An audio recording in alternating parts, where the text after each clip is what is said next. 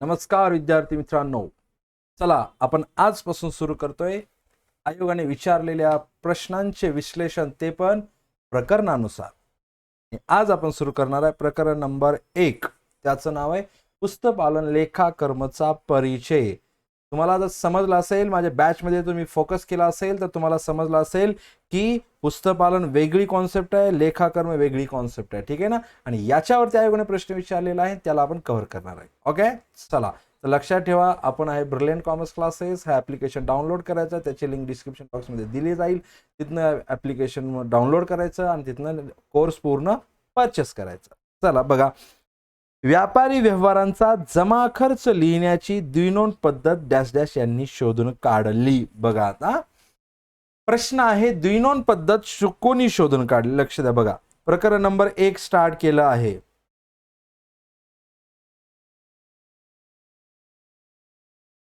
Focus बघा, प्रकरण number 1 पुस्तपालन लेखाकर्माचा परिचय. फोकस करा. बघा खूप सोपं आहे. काय म्हटलेलं आहे इथे, द्विनोंद पद्धतीचा शोध कोणी लावलेला आहे म्हटले. बरोबर आहे. द्विनोंद पद्धतीचा शोध कोणी लावलेला आहे? द्विनोंद पद्धतीचा शोध लावलेला आहे Luca D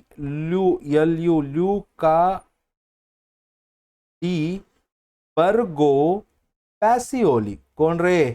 Luca D Borgo Pacioli. हा कुठला आहे? हा इटलीचा आहे. याने इन्व्हेन्शन केव्हा केलं? 1494. पण याने इन्व्हेन्शन ऍक्च्युली डेट वाईज जर सांगायचं झालं तर याने केलेलं इन्व्हेन्शन 10 नोव्हेंबरला. केव्हा केलं? 10 नोव्हेंबरला. म्हणून पूर्ण जगामध्ये 10 नोव्हेंबरला इंटरनॅशनल अकाउंटिंग डे म्हणून सेलिब्रेट केला जात असतो. इंटरनॅशनल अकाउंटिंग डे म्हणून सेलिब्रेट केला जात असतो.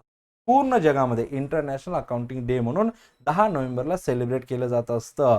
आणि द्विनोंद पद्धत ही आधुनिक पद्धत आहे. आणि म्हणजे याच्यामध्ये द्वी म्हणजे किती रे?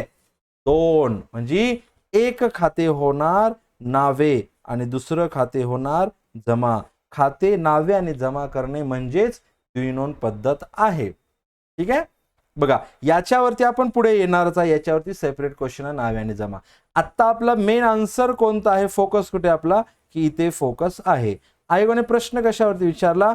की व्यापारी व्यवहारांच्या, इथे पण फोकस करा, इथे वैयक्तिक म्हटलंय का? मालकाच्या म्हटलंय का? नाही. व्यापारी व्यवहारांच्या जमा खर्च. जमा म्हणजे इन्कम, खर्च म्हणजे एक्सपेन्सेस. म्हणजे उत्पन्न आणि खर्चाच्या नोंदी लिहिण्याची जी द्विनोंद पद्धती आहे डॅश डॅश यांनी शोधून काढलेली आहे. ऑप्शन कसे दिलेत बघा, तुम्हाला फिरवलेला आहे, गुगली फिरवलेला आहे. Luca D Borgo Pacioli, Luca C Borga Pacilo, Luca B Berge Pacilo, Luca A C Borgo Pacile. म्हणजे आपलं करेक्ट आन्सर कोणता आहे? करेक्ट आन्सर आहे फर्स्ट. पण प्रश्न कसा येऊ शकतो? तुम्हाला प्रश्न येऊ शकतो की लुका डी बर्गो पॅसिओली कुठला आहे, त्याने केव्हा शोध लावला आणि कोणत्या डेटला? 10 नोव्हेंबर. आणि त्या डेटला काय बोललं जातं? International accounting day. म्हणजे टोटल तुमचे इथे 1, 2, 3 आणि 4, टोटल 4 क्वेश्चन आणखीन येऊ शकतात, बनू शकतात. फोकस करायचा.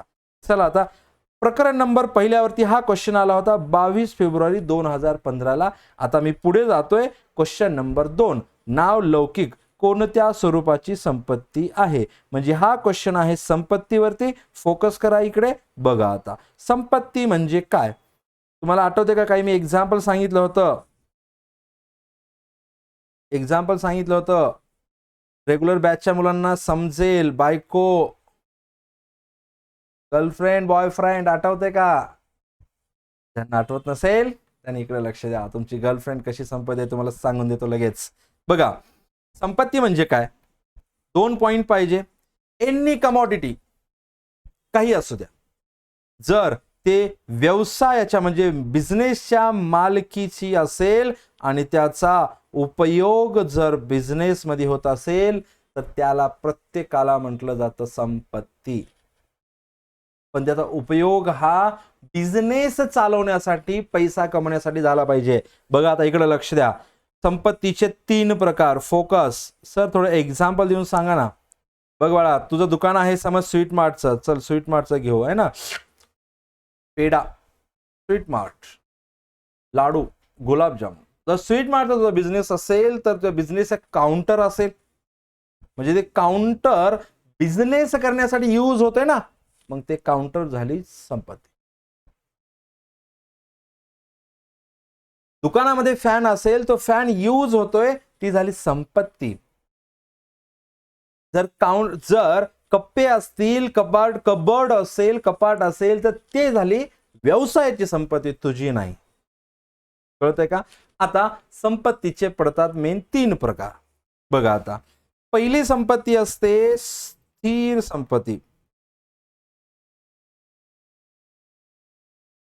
दुसरा प्रकार असतो चल संपत्ती. फोकस करा, खूप इझी आहे, खूप म्हणजे खूप. आणि दुसरी असते काल्पनिक संपत्ती.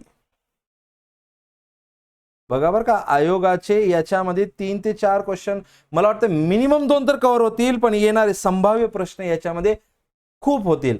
आणि मी चॅलेंज देऊन सांगतो, यावर्षी 2022ला आयोगाचा ऑगस्ट मध्ये होणाऱ्या एक्झाम मध्ये याच्यावरती प्रश्न येणारच. बघा पुढे, बघा आता पुढे जातोय. स्थिर संपत्ती काय म्हटलेलं आहे? संपत्तीसाठी 2 पॉइंट काय? मालकी आणि उपयोग. तर स्थिर संपत्ती म्हणजे काय की त्याचा उपयोग हा व्यवसायामध्ये 1 वर्षापेक्षा जर त्याचा उपयोग 1 वर्षापेक्षा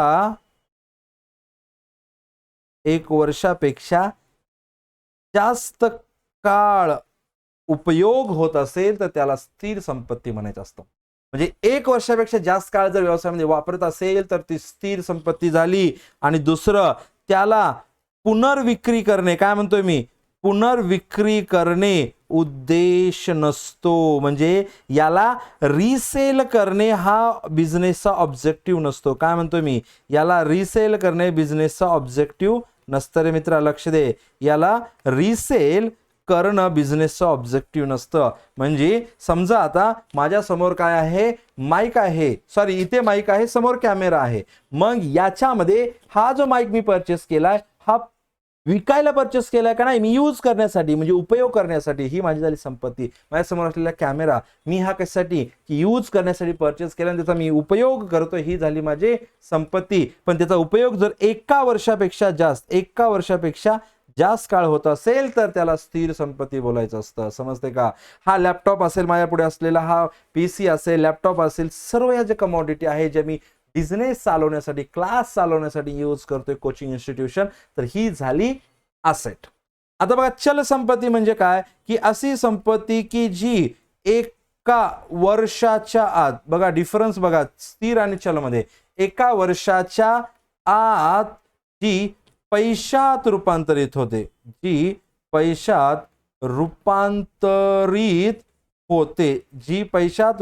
होते, त्याला बोलायचं असतं चल संपत्ती. आणि काल्पनिक म्हणजे जस्ट कल्पना केली जाते की माझ्याकडे संपत्ती आहे, पण ना ती ऍक्च्युली स्थिर संपत्ती असते ना चल संपत्ती असते. जस्ट कल्पना केली जात असते. कल्पना म्हणजे जस्ट इमॅजिनरी असेट असते. बघा लक्ष द्या, इकडे सांगणार आहे मी, प्रत्येकाबद्दल सांगणार आहे. आता इकडे येऊ आपण. हे काल्पनिक संपत्ती जी आहे ना, याच्याबद्दल मी आणखीन काही बऱ्याच गोष्टी सांगणार आहे, फक्त तुम्ही इकडे लक्ष द्या. बघा आता इकडे लक्ष द्या, फोकस करा. मग या स्थिर जी संपत्ती आहे, या स्थिर संपत्तीचे पुन्हा 2 प्रकार पडतात. एक आहे दृश्य, म्हणजे दृश्य स्थिर संपत्ती, आणि दुसरी आहे अदृश्य स्थिर संपत्ती. दृश्य स्थिर संपत्ती म्हणजे कोणती? की अशी संपत्ती ज्या संपत्तीला पाहू शकतो आणि स्पर्श करू शकतो, त्याला म्हणलं जातं दृश्य स्थिर संपत्ती. आणि याला दुसरं नाव आहे मूर्त. दृश्य अँड मूर्त. आणि ही अदृश्य म्हणजे याला आहे अमूर्त. बरोबर आहे का? आणि ही संपत्ती म्हणजे अशी संपत्ती की ज्या संपत्तीला पाहू पण शकत नाही आणि स्पर्श पण करू शकत नाही. लक्ष द्या, पाहू शकत नाही, स्पर्श करू शकत नाही अशा संपत्तीला म्हणलं जातं अमूर्त अदृश्य संपत्ती. म्हणजे इमारत आहे, पाहू शकतो, स्पर्श करू शकतो, 1 वर्षापेक्षा जास्त काळ उपयोग करू शकतो, ही झाली आपली दृश्य स्थिर संपत्ती. कळते का रे? कसली झाली ही? दृश्य स्थिर संपत्ती. म्हणजे इमारत येईल दृश्य स्थिर संपत्ती. फर्निचर दृश्य स्थिर संपत्ती. यंत्र दृश्य स्थिर संपत्ती. माझ्यासमोर असलेलं हे कॉम्प्युटर दृश्य स्थिर संपत्ती. पण अदृश्य म्हणजे जे पाहू शकत नाही, स्पर्श करू शकत नाही. त्याच्यामध्ये आलं पहिलं गुडविल. गुडविल नाव केशव जाधव सरांच्या बॅचचे 50 पेक्षा जास्त कर सहाय्यक अधिकारी. वा वा वा. दिस इज गुडविल. नाव लौकिक. केशव जाधव सर दिसेल पण त्यांचं नाव लौकिक दिसणार आहे का? नाही दिसणार. तर हे नाव लौकिक. गुडविल जे आहे ही झाली अदृश्य. याला सर काही नाव सांगा ना. याला आहेत 4 नाव. नाव लौकिक, प्रतिष्ठा, पद. प्रतिष्ठा लिहून घ्यायचा. प्रतिष्ठा, पद आणि प्रतिष्ठेचे मौद्रिक मूल्य. काय म्हणतोय? प्रतिष्ठेचे मौद्रिक मूल्य. ठीक आहे. जशाच तसा मी टाईप करून तुम्हाला देऊ शकतो. फक्त एक्सप्लेन लिहितोय का? कारण तुम्ही माझ्यासोबत लिहावं हा माझा ऑब्जेक्टिव्ह असतो. प्रतिष्ठेचे मौद्रिक मूल्य म्हणजे गुडविल. प्रतिष्ठा दिसते का रे? दिसत नसते बाळा. पुढे जातोय आपण. ट्रेडमार्क. ट्रेडमार्क जो तुम्हाला दिसतोय वरती है ना, कोपऱ्यामध्ये लेफ्ट हँड साईडला, राईट हँड साईडला, तर तो आहे आपल्या क्लासचा लोगो. म्हणजे आपला ट्रेडमार्क. म्हणजे याला म्हणू आपण व्यापार चिन्ह. टाटाची गाडी दिसते पण चिन्ह दिसतं का रे? नाही. ऍपलचा लोगो चिन्ह दिसतो पण त्याला स्पर्श करू शकत नाही. बरोबर आहे? पाहू शकत नाही. त्याचबरोबर पुढे जातोय आपण. गुडविल झालं, ट्रेडमार्क झाला. कॉपीराईट. कॉपीराईट म्हणजे स्वामित्व हक्क म्हणायचे याला. लिहून घ्या पटापट. काय म्हणायचं याला? स्वामित्व हक्क. काय म्हणायचं याला? स्वामित्व हक्क म्हणायचं असतं. बघा आता माझ्या नोट्स आहेत, मी त्याचा कॉपीराईट घेतलेला आहे. नोट्स दिसत आहेत पण त्याचा घेतलेला कॉपीराईट दिसतोय का? कुठेच नाही दिसत. म्हणून हा काय झाला? अदृश्य स्थिर संपत्ती झाली. पुढे जातोय आपण. बघा सॉफ्टवेअर. सॉफ्टवेअर दिसतं का रे? नाही. मोबाईल सॉफ्टवेअर नसतं दिसत. बँक दिसते, बँकेचं सॉफ्टवेअर नसतं दिसत. आणि हे सॉफ्टवेअर अदृश्य अमूर्त स्थिर संपत्ती असते त्या व्यवसायाची. म्हणजे बँकेचं सॉफ्टवेअर असलेली बँकेची काय झाली? अमूर्त स्थिर संपत्ती झाली. एखादी सॉफ्टवेअर, एखादे समजा जर इन्स्टिट्यूशन असेल आणि त्यांचं सॉफ्टवेअर असेल, ती झाली त्यांची अमूर्त स्थिर संपत्ती. म्हणजे सॉफ्टवेअर ह्या अदृश्य अमूर्त संपत्ती आहेत. आणि पुढे जातोय आपण. Know how. Know how.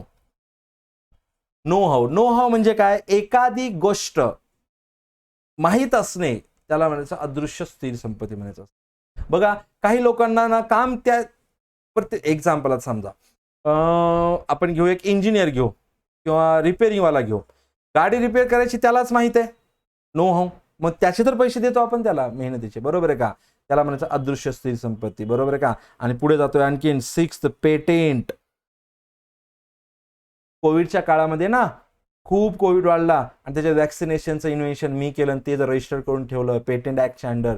This is patent. आणि ही झाली अदृश्य स्थिर संपत्ती. फटाफट हे जे 6 संपत्ती याच्यावर लिहून घ्यायचं. सर आतापर्यंत प्रश्न कुठपर्यंत आलेला आहे? गुडविलवरती आलेला आहे, याच्यावरती आलेला, याच्यावरती हे 3 राहिलेले आहेत. आणि पुन्हा विचारायचं असेल तर जास्त इथे विचारू शकतं. कुठे सर स्टार मार्क करून द्या म्हणजे प्रश्न येऊ शकतो तुम्हाला. बाळांनो लक्ष द्या मित्रांनो, लक्ष द्या. टाइमपास नका करू, आयुष्याचा टाइमपास होईल. हा अदृश्य अमूर्त स्थिर संपत्तीवरती प्रश्न पुन्हा येऊ शकतो. आता मी जातोय काल्पनिक संपत्तीकडे. फोकस करा. बघा एक्झाम्पल काल्पनिक संपत्ती समजून घेतोय. खूप इम्पॉर्टंट कॉन्सेप्ट आहे फर्स्ट लेसनची खूप इम्पॉर्टंट. बघा आता संपत्ती. एक्झाम्पल जर जाहिरात खर्च रुपये 5 लाख 5 वर्षासाठी. किती रे? 5 लाख 5 वर्षासाठी खर्च केला. 5 लाख 5 वर्षासाठी. समजते का रे? 5 लाख 5 वर्षासाठी जाहिरात खर्च केलेला आहे. म्हणजे जे पहिलं वर्ष आहे त्या वर्षी 5 लाखातून 1 लाख रुपये यूज होईल. उरतील किती? 4 लाख रुपये. मग दुसऱ्या वर्षी या 4 लाखातून 1 लाखाचा जाहिरात यूज होईल. दुसऱ्या वर्षाच्या शेवटी उरतील 3 लाख रुपये. तिसऱ्या वर्षात यूज होईल 1 लाख रुपये. तिसऱ्या वर्षाच्या शेवटी उरतील 2 लाख रुपये, चौथ्या वर्षाच्या सुरुवातीला राहतील म्हणजे यूज होईल 1 लाख रुपये, उरतील 1 लाख रुपये आणि शेवटच्या वर्षी 5व्या वर्षी यूज होईल उरलेले 1 लाख रुपये जाहिरात आणि उरेल 0. म्हणजे सांगायचंय काय मला की काल्पनिक संपत्तीमध्ये पहिल्या वर्षी यूज केल्यानंतर जे उरले 4 लाख रुपये हे पहिल्या वर्षाची आहे काल्पनिक संपत्ती. मग दुसऱ्या वर्षी यूज केल्यानंतर उरले 3 लाख रुपये, हे 3 लाख आहे दुसऱ्या वर्षाची काल्पनिक संपत्ती. तिसऱ्या वर्षी हे 2 लाख आहे काल्पनिक संपत्ती. काल्पनिक का? कारण की सुरुवातीलाच आपण 5 लाख रुपये 5 वर्षासाठी दिलेत, आपल्यापाशी काहीच नाही, तरी फक्त कल्पना केली जाते की पहिल्या वर्षी शेवटी माझ्याकडे 4 लाख उरलेत, मी उद्या यूज करणार आहे, पुढच्या वर्षी दुसऱ्या वर्षी शेवटी माझ्याकडे 3 लाख उरलेत, पुन्हा यूज करणार आहे, अशी फक्त कल्पना केली जाते. म्हणून याला काल्पनिक संपत्ती म्हणलं जात असतं. आणि पुस्तकामध्ये केव्हाही ताळेबंद बनवला जात असतो. लक्ष द्या, काय बनवला जात असतो? ताळेबंद बनवला जात असतो. ताळेबंद असतो टी फॉर्मॅट मध्ये. त्याची डावी बाजू असते देयता आणि उजवी बाजू असते संपत्ती. समजते का रे? देयता आणि संपत्ती, बरोबर आहे का? मग याच्या संपत्ती बाजूला सर्व स्थिर संपत्ती नोंदवायची आहे, सर्व चल संपत्तीची नोंद करायची आहे. का? कारण की ती ऍक्च्युअल संपत्ती आहे, ऍक्च्युअल असेट आहे.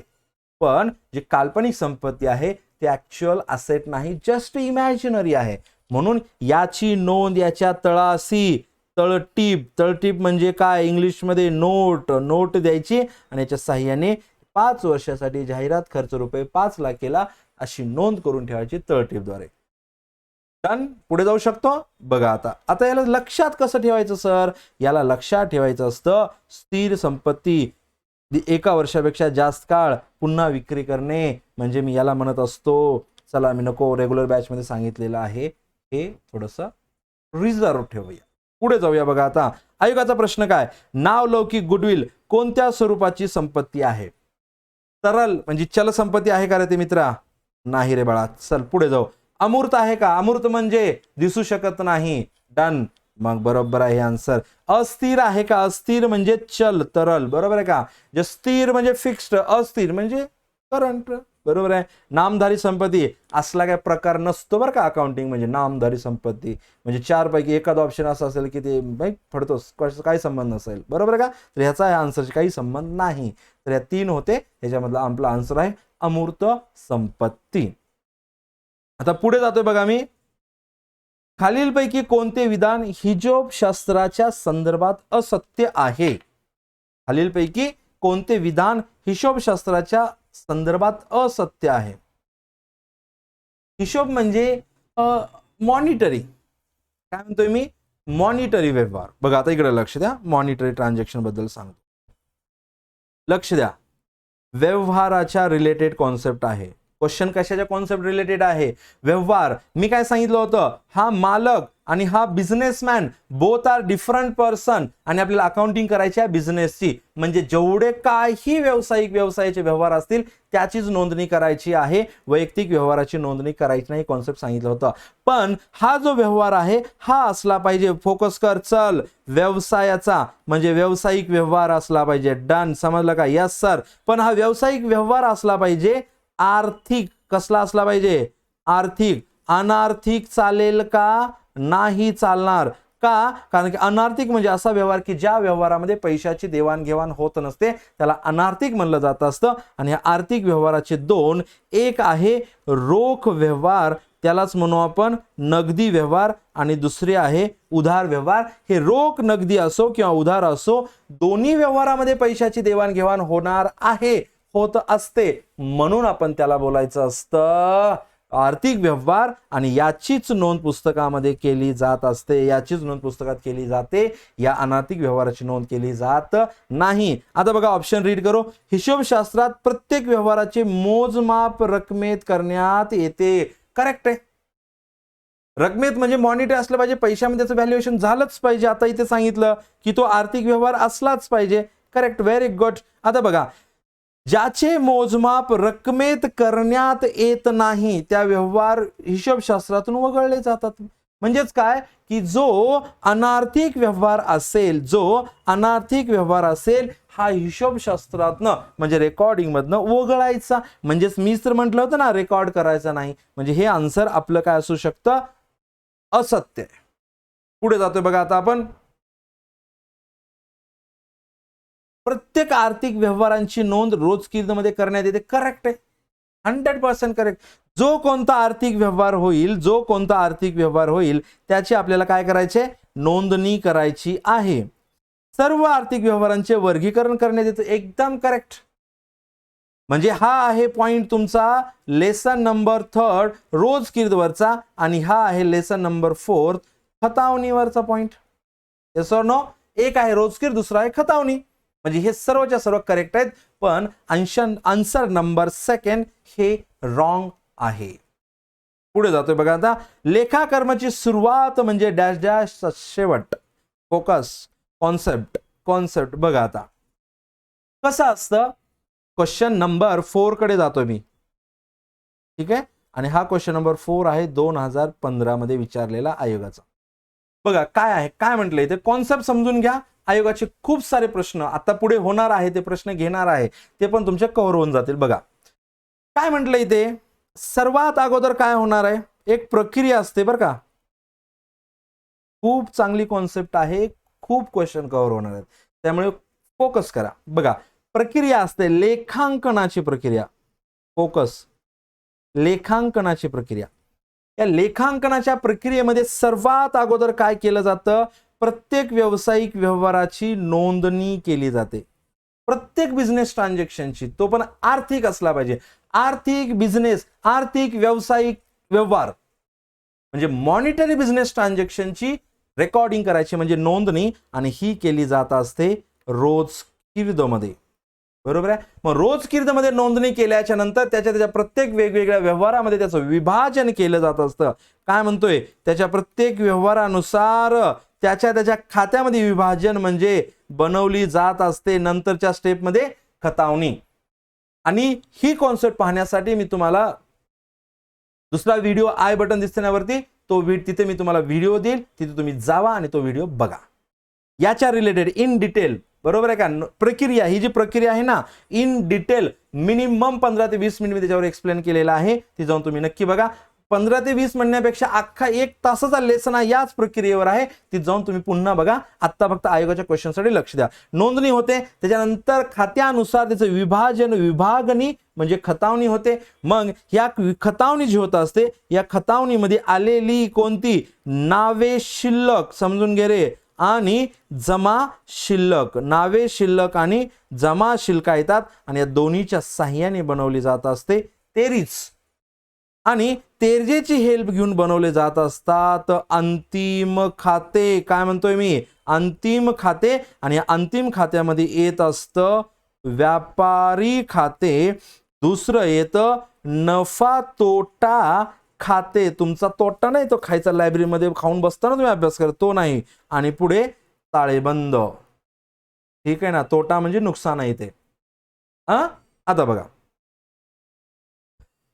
या ज्या पहिल्या 2 स्टेप असतात, फोकस, कॉन्सन्ट्रेट, या ज्या 2 स्टेप आहेत याला बोललेलं आहे पुस्तपालन. आयोगाचे खूप सारे क्वेश्चन कव्हर करून देतोय. काय म्हणायचं याला, पुस्तपालन. हे जे 2 स्टेप आहेत याला म्हणायचं लेखाकर्म, आणि ह्या दोघांना मिळून म्हणायचं लेखांकन. अरे वा वा, क्या बात है. फोकस, नोंदणी आणि विभाजन, रोजकीर्द आणि खतावणी म्हणजे पुस्तपालन. तेरीज आणि अंतिम खाते म्हणजे लेखाकर्म, आणि पुस्तपालन आणि लेखाकर्म म्हणजे लेखांकन. बघा आता आयोगाचा प्रश्न कसे आहेत. बघा आता पहिला प्रश्न, पुस्तपालनाचा शेवट म्हणजे लेखाकर्माची सुरुवात. पहिला वरून खाली, आता खालून वर. लेखाकर्माची सुरुवात म्हणजे पुस्तपालनाचा शेवट. बरोबर आहे. पुस्तपालन, लेखाकर्म म्हणजे लेखांकन. 3 प्रश्न. चौथा, रोजकीर्दचा शेवट म्हणजे खतावणीची सुरुवात. खतावणीचा शेवट म्हणजे तेरजेची सुरुवात. 5 झाले. तेरजेचा शेवट म्हणजे अंतिम खात्याची सुरुवात. 6 झाले. वरून खाली आहेत, खालून वरी. अंतिम खात्याची सुरुवात म्हणजे तेरजेचा शेवट. तेरजेची सुरुवात म्हणजे खतावणीचा शेवट. खतावणीची सुरुवात म्हणजे रोजकीचा शेवट. आणि नोंदणी विभाजन तेरीज अंतिम खाते म्हणजे लेखांकन. 10 का दम. किती क्वेश्चन आहेत या संकल्पनेवरती? 10. आणि बघा आता पुढे आपण एक एक क्वेश्चन घेणार आहे. बघा, लेखाकर्माची सुरुवात, लेखाकर्माची सुरुवात, लेखाकर्माची सुरुवात म्हणजे पुस्तकपालनाचा शेवट असतो. बघा आता, लेखाकर्माची सुरुवात म्हणजे डॅश डॅशचा शेवट. तेरीची सुरुवात असते का रे? नाही, खतावणीच्या नंतर तेरीज बनते. म्हणजे खतावणीचा शेवट म्हणजे तेरीची सुरुवात, असं काही नसतं. ताळेबंद हा सर्वात शेवटी बनवला जातो अंतिम खात्यामध्ये. बघा, ताळेबंद कुठे आहे? अंतिम खात्याचा पार्ट आहे. तो पण याचा आन्सर असू शकणार नाही. तर आन्सर काय आपलं? पुस्तकपालन. लेखाकर्माची सुरुवात म्हणजे पुस्तकपालनाचा शेवट. खातेवही हा लेखाकर्माचा भाग आहे. खातेवही, समजते का? खातेवही लेखाकर्माचा भाग आहे, पण विचारलंय डॅश डॅशचा शेवट. तर पुस्तकपालनाचा शेवट म्हणजे लेखाकर्माची सुरुवात आणि लेखाकर्माची सुरुवात म्हणजे पुस्तकपालनाचा शेवट. याच्यावरती पण प्रश्न येऊन गेलेला आहे. आता बघा, पुढे जातोय आपण.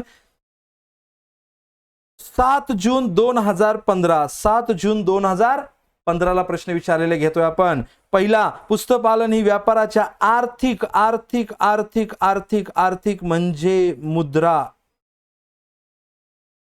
आर्थिक म्हणजे मुद्रेशी संबंधित तपशील नोंदवण्याची कला व विज्ञान आहे. ही व्याख्या कोणी केली? व्याख्या अशोक सर आठवतो का? बरोबर आहे का? बघा आता, आर्यन कार्टर काय म्हणतो? आर्यन कार्टरची डेफिनेशन काय आहे ते आपण नंतर बघू. बघा, स्पायसर व पेगलर काय म्हणत असतो की इतर व्यक्तीशी, लिहून घ्यायचं रे, इतर व्यक्तीशी आर्थिक संबंध, इतर व्यक्तीशी आर्थिक संबंध सुदृढ करण्यात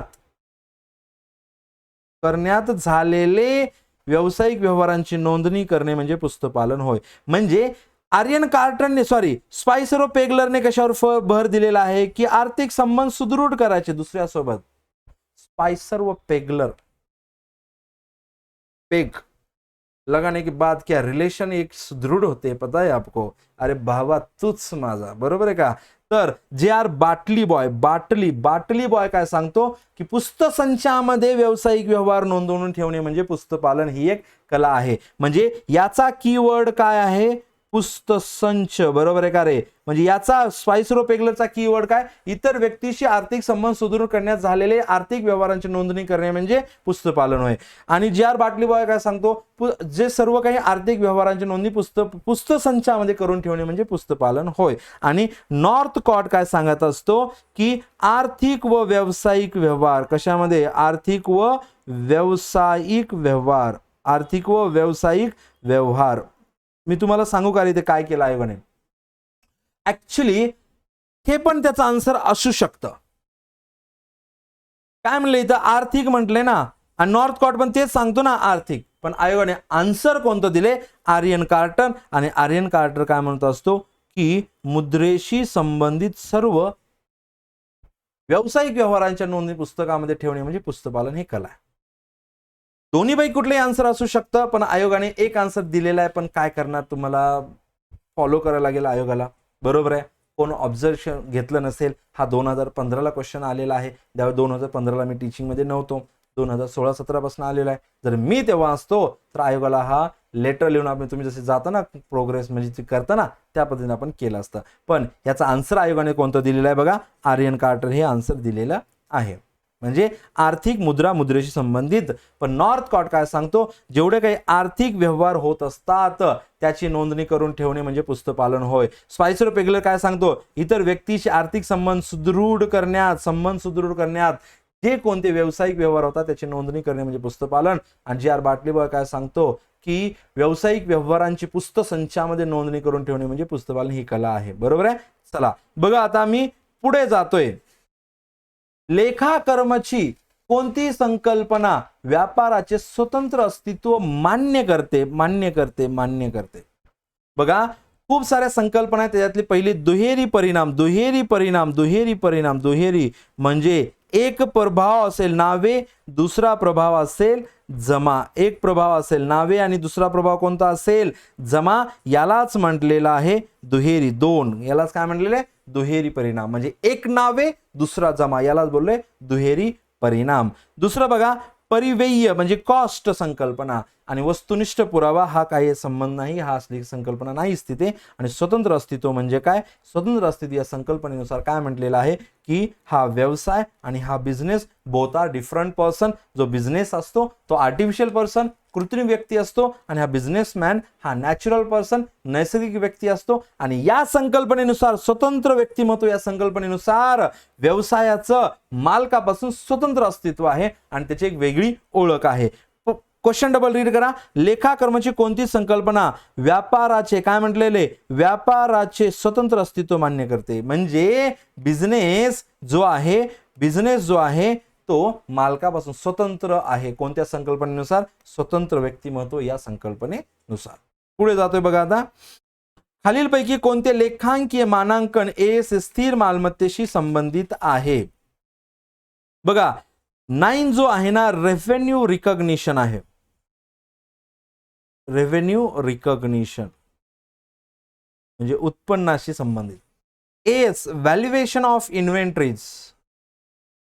valuation of inventories regular batch मध्ये तुम्ही बऱ्याच वेळेस ऐकलं असेल माझ्याकडनं संवरण स्कंद. ठीक आहे. आणि हा जो आहे डेप्रिसिएशन लक्ष दे मित्रा म्हणजे काय म्हणता येईल याला घसारा. आणि हा आहे तुमचा रिलेटेड टू स्थिर संपत्ती. बरोबर आहे का. म्हणजेच फिक्स्ड असेट. स्थिर संपत्ती म्हणजे कोणती फिक्स्ड. बरोबर आहे. मग खालीलपैकी कोणते लेखांकीय मानांकन कशाविषयी म्हटलंय स्थिर मालमत्तेशी संबंधित आहे. तर कोणता आन्सर आहे आपलं AS 10 अकाउंटिंग स्टँडर्ड 10 हे स्थिर मालमत्तेशी संबंधित आहे. ओके. पुढे जातोय बघा आता. याच्यावरती सर ह्याच्यावरती प्रश्न कशावरती येण्याचे चान्सेस आहेत. तर चान्सेस आहे मित्रांनो ह्या थर्ड अकाउंटिंग स्टँडर्ड 6 आणि अकाउंटिंग स्टँडर्ड 2 संवरण स्कंद आणि घसारा. का सर कारण की तुमच्या सिलेबसला आहे. संवरण स्कंद अंतिम खात्यामध्ये कॉन्सेप्ट आहे आणि घसारा याच्यावरती सेपरेट लेसन आहे घसारा नावाचा. त्यामुळे इथे चान्सेस आहेत प्रश्न येऊ शकतो. पुढे जातोय बघा. डॅश डॅश ची सुरुवात म्हणजे पुस्तपालनाचा शेवट. डॅश डॅश ची सुरुवात म्हणजे पुस्तपालनाचा शेवट. तर लेखाकर्माची सुरुवात म्हणजे पुस्तपालनाचा शेवट म्हटलं होतं. या कॉन्सेप्ट वरती खूप सारे क्वेश्चन आहेत आणखीन पुढे आयोगाने विचारलेले आणि संभाव्य प्रश्न किती येऊ शकतात ते पण सांगितलं मी. टोटल क्वेश्चन 10 बनतात या कॉन्सेप्टवर. तर क्वेश्चन कुठलाही येऊ शकतो. पुढे जातोय बघा. व्यापार चिन्ह आताच पाहिलं होतं आपण असेट मध्ये. बरोबर आहे का. बघा ट्रेडमार्क व्यापार चिन्ह.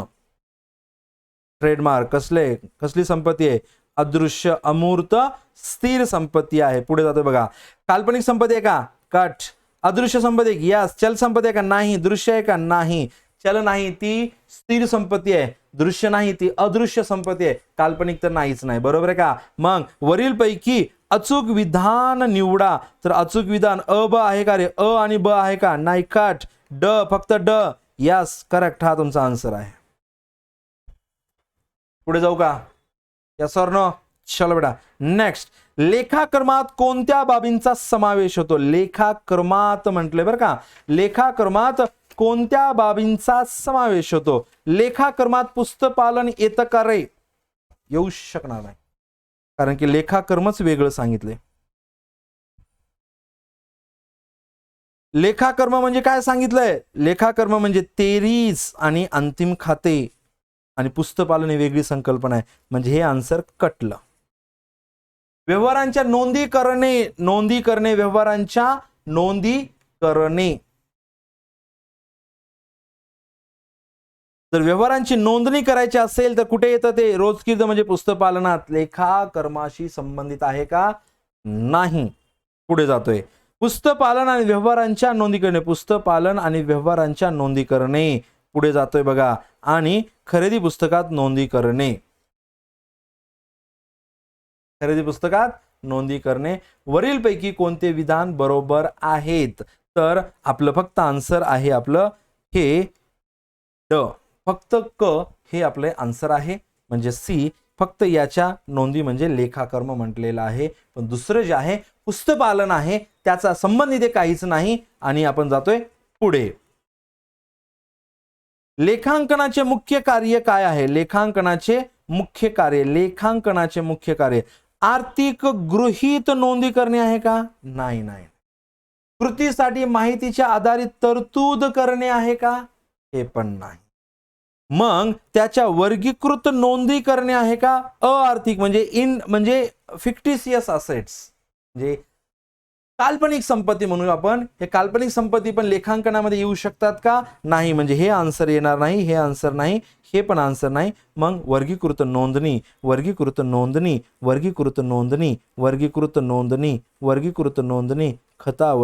खतावणी आणि प्रश्न विचारलेला आहे लेखांकनामध्ये. आणि लेखांकन म्हणजे पुस्तपालन, लेखाकर्म दोन्ही म्हणजे लेखांकन. दोन्ही म्हणजे बघा लेखांकनाबद्दल प्रश्न विचारलाय. दोन्ही म्हणजे लेखांकन म्हणजे विभाजन जे आहे वर्गीकृत आहे ते कशामध्ये येऊ शकतं? लेखांकनामध्ये. तर आपला आन्सर कोणता आहे? हे आपला आन्सर आहे थर्ड. पुढे जातोय बघा. भारतीय लेखांकन प्रमाणित म्हणजे अकाउंटिंग स्टँडर्ड जे आहेत ना ते अकाउंटिंग स्टँडर्ड जे इंडियन अकाउंटिंग स्टँडर्ड आहेत ते इंडियामध्ये कंपल्सरी आहेत. म्हणजे याचं आन्सर आहे अनिवार्य, वैकल्पिक, ऑप्शनल नाहीत. बरोबर आहे का? दुसरा ऑप्शन कोणता आहे? वैकल्पिक. दुसरा आन्सर कोणता आहे रे मित्रा? वैकल्पिक म्हणजे ऑप्शनल. हे ऑप्शनल नाही, हे मॅन्डेटरी आहे. आपला आन्सर हे आहे. पुढे जातोय बघा. लेखांकन याची प्रक्रिया आहे. लेखांकनामध्ये काय म्हणले बघा. आयोगाचे किती प्रश्न झाले याच्यावरती? हा 4था ते 5वा प्रश्न आहे. लेखांकन म्हणजे काय? पुस्तपालन, लेखाकर्म. पुस्तपालन रोजकीद, खतावणी, तेरीज, अंतिम खाते म्हणजेच नोंदणी, विभाजन, नावे शिल्लक, जमा शिल्लक, अंतिम खाते. मग इथे काय दिले बघा. लेखांकन म्हणजे नोंदणी म्हणजे काय असेल? ही रोजकीर्द लिहून घ्यायचं. वर्गीकृत म्हणजे काय असेल? ही खतावणी. संक्षिप्त करणे म्हणजे काय असेल? ही तेरीज. मग वरीलपैकी सर्व म्हणजे लेखांकन. म्हणजे ह्या सर्व गोष्टी म्हणजे आपण ह्याला म्हणू लेखांकन. तर आपला आन्सर आहे कोणतं? चौथं, वरीलपैकी सर्व. आता पुढे जातोय मी. डिसेंबर 2017 आयोगाने विचारलेले प्रश्न घेतोय बघा. खालीलपैकी कोणते विधान विचारात घ्याल किंवा कोणते विधान विचारात घ्या. बघा आता याच्यापैकी काय म्हटलंय की बरोबर कोणतं आहे ते ओळखा म्हटलंय. बरोबर कोणतं ते ओळखा म्हटलंय. बरोबर आहे का? बघा आता. नफा नेहमी रोकड किंवा अधिकोष शिल्लक दर्शवतो असं असू शकतं. म्हणजे प्रॉफिट हा कॅश दर्शवत असतो का? नाही. काही प्रॉफिट हा नॉन कॅश पण असतो. बरोबर आहे का? आणि आपला जो नफा झालेला असतो तर नफा नेहमी अधिकोष म्हणजे बँकेतच असेल असं असतं का? नाही. कॅशमध्ये पण असू शकतं. दुसरा म्हणजे हे आन्सर आहे का? हे आन्सर नाही. मग मालकाच्या वतीने जर आयकर भरलेली रक्कम नफा तोटा खात्यात नावे बाजूस लिहिण्यात येत असते का? पूर्णपणे चूक आहे. म्हणजे मालक जे काय करत असतो त्याला म्हटलेलं आहे आपण काय म्हटलेलं आहे? उचल. मालकाच्या संबंधीच्या व्यवहाराला काय म्हटलेलं आहे? उचल. वैयक्तिक व्यवहाराला काय म्हटलेलं आहे? उचल. मग उचल असेल तर काय होणार? उचल खाते नावे होणार. समजते का? बरोबर आहे का? पण नफा तोटा खाते नावे होणार नाही. म्हणजे हे पण आन्सर होऊ शकणार नाही. बरोबर आहे. पुढे जातोय बघा आता. वसूल न होण्याची शक्यता असणाऱ्या कर्जाची तरतूद बुडीत ऋणको खात्याच्या नावे बाजूस लिहिली जात असते. पूर्णपणे चूक आहे. तरतूद जे असतं ना ते रिझर्व्ह असतं. तरतूद म्हणजे काय?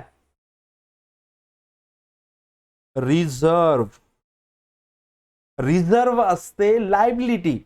काय असते? लायबिलिटी म्हणजे देयता. आणि देयतेची नेहमी जमा शिल्लक असते. तर इथे कसला संबंध यायला पाहिजे? जमा बाजूचा. तर इथे काय म्हटलेलं आहे? नावे बाजू. तर हे पण आन्सर होऊ शकणार. ही काय असते? देयता. लिहून घ्यायचं. हे काय असते? देयता. आणि देयतेची असते जमा शिल्लक. देयची असते जमा शिल्लक. म्हणजे प्रभाव कुठे व्हायला पाहिजे? जमा बाजूला प्रभाव व्हायला पाहिजे. करेक्ट? Yes sir. पुढे विक्री इज इक्वल टू ढोबळ नफा म्हणजे विक्री मालाचा परिव्यय म्हणजे खर्च. समजतंय का? परिव्यय म्हणजे खर्च. म्हणजे हे आपला आन्सर करेक्ट. कसं काय सर? बघा आता इकडे लक्ष द्या. सिंपल आहे. तुम्ही काय म्हणता? आता समजा नफा केव्हा म्हणता तुम्ही, नफा केव्हा म्हणता, एक सिंपल सांगा मला, नफा केव्हा म्हणता? नफा केव्हा म्हणता म्हणजे व्यवसायाला झालेला जो काही तुमचं उत्पन्न आहे, लक्ष द्या बघा, फोकस, व्यवसायाला झालेलं जे उत्पन्न आहे ते उत्पन्नातून खर्च वजा केल्यास नफा असतो ना, सिंपल. उत्पन्नातून जर खर्च वजा केला तर काय असतो? नफा असतो. मग इज इक्वल टू कोण, इकडे घेऊन जावा, याला इकडे घेऊन या, बरोबर आहे का? मग कसं होईल, जर आपण या खर्चाला इकडे आणि नफाला इकडे आणलं तर काय आन्सर होईल? खर्च इज इक्वल टू उत्पन्न वजा नफा. मग तेच तर क्वेश्चन आहे ना, विक्री म्हणजे उत्पन्न असतं, तुम्ही विकताय म्हणजे पैसा कमावताय, पैसा कमवणे म्हणजे उत्पन्न. तुमच्या विक्रीतून झालेला नफा जर मायनस केला तर जी वस्तू विकले, तुम्ही विकली मालाचा परिव्यय, जी वस्तू विकले त्याचा खर्च निघेल. रेग्युलर बॅच मध्ये याच्यावरती स्पेशल कॉन्सेप्ट अख्खा बोर्ड भरून मी शिकवलेला आहे रेग्युलर बॅच, ठीक आहे ना? तर मित्रांनो, रेग्युलर बॅच जॉईन करण्यासाठी डिस्क्रिप्शन बॉक्समध्ये मी ॲप्लिकेशनची लिंक सेंड करेल, ॲप्लिकेशनला जावा, तिथनं कोर्स तुम्ही परचेस करा. कोर्समध्ये तुम्हाला पूर्ण सिलेबस, आयोगाच्या प्रश्नांचं प्रकरणानुसार वर्गीकरण, माझ्या 1000 प्रश्नांची क्वेश्चन बँक आहे त्याचा विश्लेषण आणि आयोगाच्या बदलत्या ट्रेंडप्रमाणे आपल्या सिलेबसची मांडणी केलेली आहे, लेक्चरची मांडणी केलेली आहे. तर अ आणि ब आन्सर आहे का? नाही. अ आणि क आहे का? नाही. फक्त अ करेक्ट हे आपलं आन्सर आहे.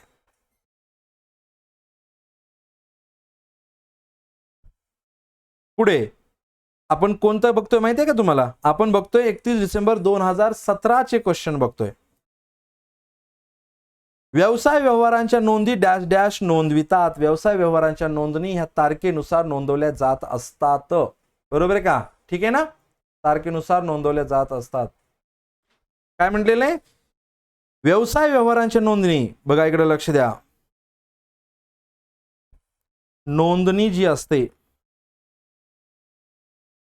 म्हणजे रोजकिर्द. रोजकिर्दमध्ये प्रत्येक आर्थिक व्यवहार नोंदवला जात असतो, प्रत्येक आर्थिक व्यवहार नोंदवला जात असतो, बरोबर आहे? कोणता? प्रत्येक आर्थिक व्यवहार नोंदवला जात असतो आणि हा आर्थिक व्यवहार ज्या तारखेला होत असतो त्याच तारखेला नोंदवला जात असतो. म्हणजे प्रत्येक आर्थिक व्यवहार हा तारखेनुसार नोंदवला जात असतो, म्हणूनच त्याला म्हटलेलं आहे कालक्रमानुसार. कसं सर, थोडं आणखीन एक्सप्लेन करा. बघा इकडे लक्ष द्या, हे बघा तुमची रोजकिर्दचा फॉर्मॅट आहे. पहिला कॉलम आहे दिनांकचा, फोकस करा मित्रांनो, बघा फोकस करा. हा आहे तुमचा कॉलम तपशीलचा. हा कोणता असणार आहे? खापा कटप्पा. आम्ही काय म्हणतो ह्याला? खापा कटप्पा. मग ही कोणतं असणार आहे? नावे रक्कम. आणि ही कोणतं असणार आहे? जमा रक्कम, बरोबर आहे? नावे रक्कम, जमा रक्कम. मग जसे जसे व्यवहार होतात, जसे जसे व्यवहार होत असतात, लक्ष द्या बघा. समजा जर पहिला व्यवहार, समजा एक्झाम्पल 15 मेला जर खरेदी झाली, समजते का? तर याच्यामध्ये सर्वात अगोदर वर्ष लिहायचं असतं. समजा 2022, तर 2022 दुसऱ्यांदा लिहायचं असतं महिना आणि नंतर लिहायची असते तारीख म्हणजे 15. मग 15 मेला जर खरेदी झाली तर त्याची नोंदणी 15 मेलाच करायची. खरेदीची कशी करायची असते रोजकिर्द लेसन मध्ये खूप छान शिकवलेलं आहे. समजा 16 मेला जर विक्री झाली तर विक्रीची नोंद 16 मेलाच केली पाहिजे. 17 मेला जर भाडं दिलं असेल, काय म्हणतोय मी, तर 17 मेला भाड्याची नोंद झाली पाहिजे. 18 मेला जर व्याज दिला असेल तर त्याची नोंद 18 मेलाच झाली पाहिजे, व्याज दिलेल्याची. म्हणजे जसे जसे तारखेनुसार व्यवहार होतील तसेच तसे त्याची नोंदणी करायची असते. कशामध्ये? रोजकिर्दमध्ये. म्हणून तर म्हटलेलं आहे की जे आर्थिक व्यवहार असणार आहेत त्याची नोंदणी कालक्रमानुसार केली जात असते, आठवड्याने नसते, दैनंदिन आणि महिन्याच्या शेवटी. दैनंदिन डेली हा शब्द येऊ शकतो, पण आयोगाने कुठे फोकस केलेला आहे? कालक्रम, आणि हा शब्द तिथं परफेक्ट आलेला आहे. पण आपल्या आन्सर मध्ये दैनंदिन नाही कधीच आलेला, बरोबर आहे का? तारखेनुसार म्हणायला दैनंदिन म्हणू शकतो, पण पुस्तकपालाने दैनंदिन हा शब्द कुठेच यूज केलेला नाही, त्यामुळे हे आन्सर असू शकत नाही.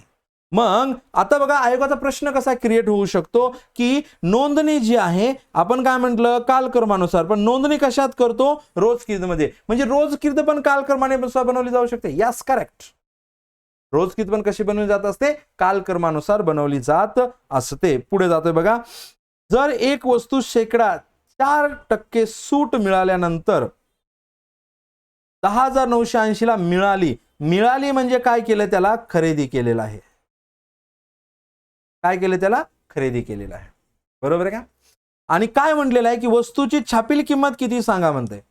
वस्तूची छापील किंमत किती सांगा. मग कसं असू शकतं बघा, छापील किंमत म्हणजे MRP आणि कसर म्हणजे डिस्काउंट, म्हणजे MRP मायनस डिस्काउंट. लक्ष द्या काय म्हणतो मी, MRP minus discount is equal to MRP minus discount is equal to आपण जर खरेदी केले ना, मग इकडे खरेदी म्हणजेच परचेस असेल. काय असेल, खरेदी म्हणजेच परचेस असेल. येस ऑर नो, खरेदी म्हणजेच काय असेल मित्रा, परचेस असेल. मग तुम्हाला काय करायचं आता, 4% सूट मायनस करून म्हटले ना, किती 4% सूट मायनस करून तुमची खरेदी हे जे आहे किती 10,980 हे दिले तुमची खरेदीची किंमत. आणि विचारलं काय की त्याची छापील किंमत काढा. काय विचारलं, त्याची छापील किंमत म्हणजे त्याची विचारले तुम्हाला MRP. काय विचारले त्याची तुम्हाला मित्रांनो, त्याची विचारलेली आहे MRP. आणि MRP म्हणजे MRP minus discount is equal to खरेदी. मग प्रॉपर बसवायचं आन्सर मध्ये. मग खरेदी किती दिलेलं आहे इथे 10,980, डिस्काउंट किती म्हटले 4%, पण आपल्याला आन्सर हे आहे. मग काय करा, प्रत्येक ह्याच्यामधनं 11,435 वजा 4%. म्हणजे कसं करणार, तुमच्याकडे तर काय कॅल्क्युलेशन वगैरे काय नसणार आहे. मग पहिला ऑप्शन कोणता आहे 11,435. मग 11,435 बरोबर आहे का, गुणिले 4/100. बरोबर आहे का, तुमचं जे काही आन्सर येईल ती असेल तुमची सूट म्हणजे डिस्काउंट. हे आलेलं आन्सर 11,435 मधून वजा करायचं आणि जे आहे आन्सर ते तुमचं यायला पाहिजे 10,980. किती यायला पाहिजे ते आन्सर तुमचं 10,980. मग असं तुम्ही प्रत्येकाच्या वेळेस कॅल्क्युलेट करू शकता. हा आयोगाने सोपा क्वेश्चन आहे, पण तुमचा टाइम कंझ्युम करण्यासाठी प्रश्न विचारलेला आहे. बरोबर आहे का, येस ऑर नो. मग किंवा बॅकवर्ड कॅल्क्युलेशन मध्ये जायचं. बॅकवर्ड कॅल्क्युलेशन अंदाजावरती तुम्हाला येऊ शकतं. बरोबर आहे का, तर प्रत्येकाचं कॅल्क्युलेशन तुम्ही स्वतः करा. स्वतः कॅल्क्युलेशन केल्यानंतर तुम्हाला आन्सर येईल. मी इथे काय आन्सर सांगणार नाही, हे कॅल्क्युलेशन आन्सर आहे, पण या सूत्राचा तुम्ही उपयोग करू शकता आणि त्याचा तुम्ही आन्सर काढू शकता. नाही सर सांगा ना एकदा, आमचं चुकलं ना, आमचं जर कॉन्फिडन्सच नसेल तर त्याचा आन्सर आहे मित्रांनो 11,437.5. ठीक आहे, या सूत्रामध्ये बसवा, त्याचं कॅल्क्युलेशन करा. मी ते कॅल्क्युलेशन करून सांगू शकतो, पण हे तुम्ही आफ्टर ग्रॅज्युएट आहे तर तुम्हाला हे गणित यायला पाहिजे, म्हणून मी तुम्हाला डिक्टेट केलं इथे आणि पुढे चाललोय. बघा, डॅश या संकल्पनेनुसार व्यवसाय संस्थेचे व्यवहार हे व्यावसायिकाच्या काय म्हणले, व्यावसायिकाच्या वैयक्तिक व्यवहारामध्ये समाविष्ट करू नयेत. म्हणजे काय म्हटलं इथे, आत्ताशी मी सांगितलं होतं कॉन्सेप्ट, काय सांगितली होती की बिझनेसमॅन. बरोबर आहे का, काय म्हटलं होतं की हा आहे बिझनेसमॅन, हा कोण आहे, बिझनेस आहे. मग काय म्हटलंय की बोथ आर डिफरंट पर्सन. काय बोललेलं इकडे, बोथ आर डिफरंट पर्सन. आणि आपल्याला अकाउंटिंग कोणाची करायची आहे की आपल्याला अकाउंटिंग करायची आहे कोणाची, बिझनेसमॅनची. अकाउंटिंग कोणाची करायची आहे, सॉरी बिझनेसची अकाउंटिंग करायची, बिझनेसमॅनची अकाउंटिंग करायची नाही. म्हणजे बिझनेसचे व्यवहार इकडे जाणार नाहीत आणि इकडचे व्यवहार इकडे येणार नाहीत. म्हणजे ओनरने स्वतःसाठी जर काय बिल्डिंग परचेस केली तर ती संपत्ती बिझनेसची होऊच शकणार नाही, कारण की त्याची पर्सनल आहे. आणि जर बिझनेसने कोणती संपत्ती परचेस केली तर ती संपत्ती ओनरची होऊ शकणार, कारण की ती बिझनेसची आहे. का, कारण की स्वतंत्र अस्तित्व संकल्पनेनुसार ओनर आणि व्यवसाय दोन्ही वेगवेगळे आहेत आणि जे काय असेल ते व्यवसायाचं असेल, जे काय असेल ते मालकाचं असेल, दोन्ही एकमेकांमध्ये येऊ शकत नाही. म्हणून म्हटलेलं आहे ते की कोणत्या संकल्पनेनुसार व्यवसाय संस्थेचे व्यवहार म्हणजे बिझनेसचे व्यवहार, बिझनेसचे झालेले प्रत्येक ट्रान्झॅक्शन जे आहेत ना ते वैयक्तिक व्यवहारामध्ये म्हणजे ओनरच्या पर्सनल मध्ये, म्हणजेच ओनरच्या कोणाच्या रे, ओनरच्या बुकमध्ये समाविष्ट करू नये म्हणते. कोणत्या संकल्पनेनुसार, तर खर्च संकल्पनेनुसार असेल का, नाही. खर्च संकल्पनेमध्ये काय सांगितलेलं आहे बघा, आन्सर मध्ये येणार आहे. आपण प्रत्येक पॉइंटला आपण काय करतोय, एक्सप्लेन करतोय. आता खर्च संकल्पनेमध्ये काय सांगितलेलं आहे बघा, पहिला पॉइंट असा आहे की तुम्ही ज्या किमतीला खरेदी केलेली आहे तीच खरेदीची किंमत विचारात घ्यायची आहे. एक्झाम्पल, समजा हा पेन हा लॅपटॉप जो आहे ना, मी 86,000 ला खरेदी केलेला आहे, परचेस केलेला आहे. कितीला परचेस केलेला आहे हा? मी 86,000 ला. कितीला परचेस केलेला आहे? 86,000 ला. तर मी याची नोंद माझ्या पुस्तकामध्ये 86च करणार. मार्केटमध्ये ते 90 होऊ दे नाही तर 70 होऊ दे, आपण खरेदी किंमतच लक्षात घेणार, बाजार मूल्य विचारात घेणार नाही. कारण की आपण परचेस केल्याच्या नंतर अगोदर वेगळी किंमत असू शकते आणि उद्या वेगळी होऊ शकते. त्याच्यामुळे बाजार मूल्य, भविष्यातली किंमत विचारात घ्यायची नाही. तर खर्च संकल्पना काय सांगते? जेवढ्या काही तुम्ही संपत्ती खरेदी करणार, प्रत्येक संपत्तीची नोंद ही त्याने खरेदी केलेल्या किमतीने केलेली पाहिजे, ना की भविष्यामध्ये असलेल्या किमतीने. ही सांगते खर्च संकल्पना. आणखीन याला डिटेल मी आपल्या रेग्युलर बॅच मध्ये एक्सप्लेन केलेलं आहे, लेसन नंबर 1 मध्ये. दुहेरी बाब, दुहेरी दुहेरी दुहेरी म्हणजे काय असेल रे मित्रा? विचार कर फटाफट, तुला सांगता आलं पाहिजे. रेग्युलर बॅच केली ना माझी. एक असेल कोणतं? नावे प्रभाव आणि दुसरा असेल जमा प्रभाव. नावे प्रभाव आणि जमा प्रभावाला काय म्हटलेलं आहे? द्विनोंद. काय म्हटलंय? द्विनोंद. आणि द्विनोंदचा इन्व्हेन्शन कोण केलं? Luca D Borgo Pacioli. हा आहे इटलीचा आणि इन्व्हेन्शन केले 10 नोव्हेंबर 1494 ला. Very good.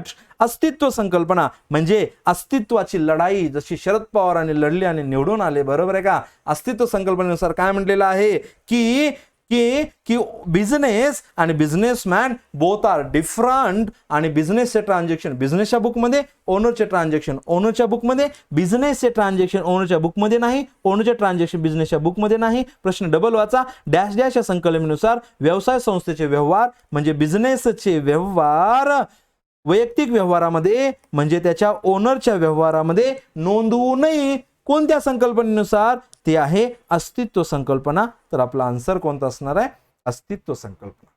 आणि चालू संस्था संकल्पना, चालू चालू चालू चालू म्हणजे जर एकदा व्यवसाय सुरू केला तर तो वर्षानुवर्षे चालतच राहणार आहे. का चालत राहणार आहे? त्यासाठी संकल्पना आहे की जर तुमच्या बिझनेसमध्ये एम्प्लॉईज काम करत असतील आणि त्यांना जर वाटलं की बिझनेस बंद पडणार आहे, मग तुम्ही राहतील का? नाही, सोडून दुसऱ्याकडे जातील. तुम्हाला लोन देणारे बँक लोन देईल का? देणार नाही, जर त्यांना वाटलं बिझनेस बंद पडणार आहे. तर म्हणून संकल्पना काय सांगते? जर एकदा बिझनेस सुरू केला तर तो मार्केटमध्ये बिझनेस करणारच आहे, पैसा कमवणारच आहे, बिझनेस चालणारच आहे, बंद पडणार नाही. खालीलपैकी डॅश डॅश व्यतिरिक्त सर्व लेखाकर्माच्या मूलभूत संकल्पना आहेत. काय म्हटलंय? म्हणजे ह्याच्यामधली एक संकल्पना अशी असेल की ती संकल्पना इथे नसणारच, म्हणजे आन्सरच नसणार आहे, बरोबर आहे का?